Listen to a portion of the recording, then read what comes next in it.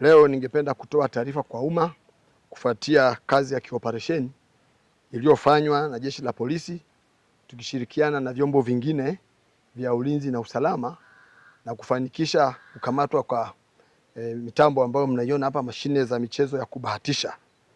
Watuhumiwa watatu wamekamatwa kwa kuendesha michezo ya bahati nasibu au michezo ya kubahatisha kinyume na sheria katika maeneo ya wilaya ya Mbozi na Songwe, maeneo ya Tunduma.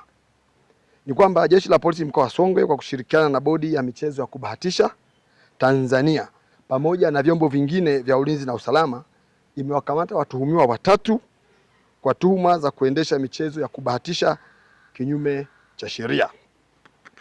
Watuhumiwa hao ni Hashimu Mahenge mwenye umri wa miaka 30 mkazi wa Mpemba, Raymond Mbugi mwenye umri wa miaka 34 mkazi wa Tunduma na Steve Kiando mwenye umri wa miaka 20 mkazi wa Mpemba. Walikamatwa katika operesheni maalum iliyofanyika kuanzia tarehe 5 mwezi wa 6 2026 hadi tarehe 9 mwezi wa 6 2026 katika maeneo mbalimbali ya wilaya ya Mbozi na wilaya ya Momba kama nilivyosema hapo awali. Na ikumbuke operesheni hii imefuatiwa malalamiko ya wananchi, na ikumbuke Mei mwaka huu tarehe 12 Mheshimiwa mkuu wa mkoa wetu Jabir Omar Makame alikuwa katika ziara yake ya kusikiza kero za wananchi katika wilaya ya Mbozi, na katika eneo mji mdogo wa Mlowo, basi mwananchi mmoja alitoa lalamiko hilo, kero yake hiyo kwamba michezo hii imekuwa mingi sana katika mitaa yao na hata vijijini. Hivyo vijana wengi sasa hivi hawafanyi kazi, wanaisha kucheza michezo hii, lakini pia wana wasiwasi na ubora na mashine zenyewe hizi ambazo zinafanyia michezo hiyo. Hivyo Mheshimiwa mkuu wa mkoa alitoa maelekezo kwa kamanda wa usalama kuhakikisha kwamba tunatengeneza operation maalum tukishirikiana na wenzetu kuweza kudhibitisha jambo hili na kujua tatizo liko wapi.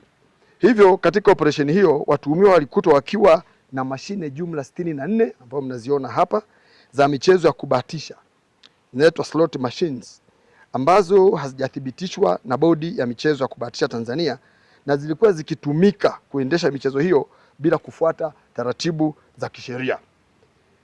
Mtuhumiwa mmoja Hashim Mahenge, baada ya kufanyiwa upekuzi nyumbani kwake, alibainika kuwa na karakana ndogo au kiwanda kidogo kilichokuwa akikitumia kutengenezea mashine hizo, tutaona hapo baadaye, kinyume na sheria, na kukutwa na vifaa mbalimbali vinavyotumika kutengenezea mashine hizo zikiwemo hopa 13. Hopa tutaziona baadaye hopa ni nini katika mashine hizi. Hizo zinatumika kuhifadhia fedha na kutoa fedha. Unapoingiza fedha, basi kuna kifaa kinaitwa hopa ndio kinachopokea hizo fedha na ndio kinachotoa fedha. Kingine alikutwa na slot machine display, tutaziona pia display katika hizo mashine, lakini alikuta slot machine monitor 10 pamoja na vifaa vingine vingi vya elektroniki vinavyohusiana na utengenezaji wa mashine hizo kinyume na taratibu. Watuhumiwa wote watafikishwa mahakamani baada ya uchunguzi kukamilika, na kwa kosa la kutengeneza na kuendesha michezo ya kubahatisha kinyume na sheria, kosa linalo kiuka kifungu cha 81 cha sheria ya michezo ya kubahatisha sura ya 41 ambayo imefanyiwa marejeo yake mwaka 2023.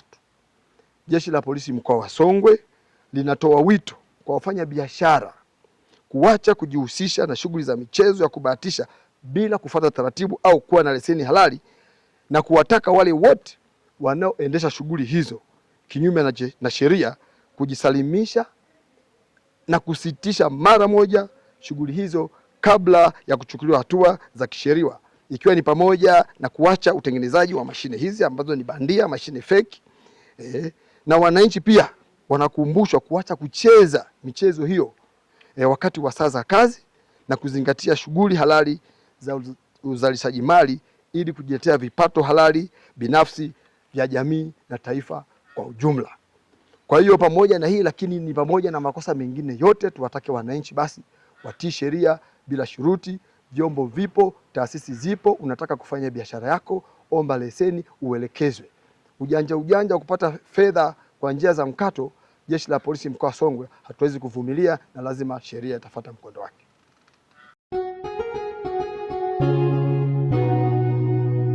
Kasako Media, tunaangazia maisha, tunaandika kesho.